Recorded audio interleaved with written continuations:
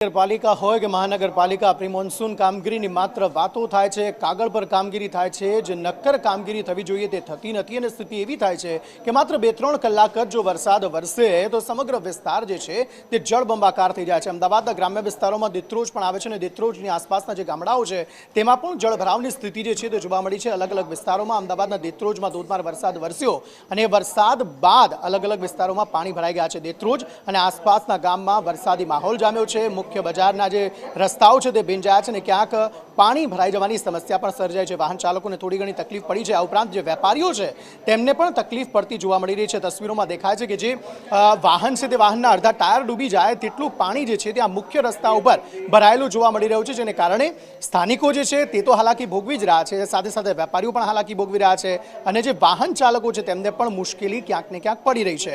પરંતુ આ તો શરૂઆતી માહોલ છે, વરસાદની હજી તો શરૂઆત જ થઈ છે। તેવામાં આગામી સમયમાં કેવી પરિસ્થિતિનો સામનો લોકોને કરવો પડશે તે તો જોવું જ રહ્યું।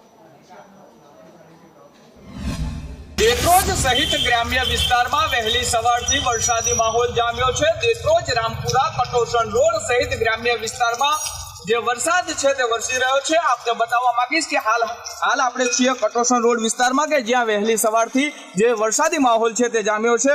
ધીમી ધારે તો ક્યાંક ગાજવીજ સાથે જે વરસાદ છે તે વરસી રહ્યો છે।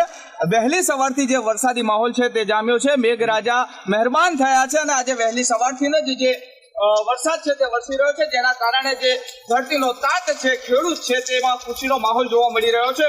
અલ્તાફ મંસૂરી, સંદેશ।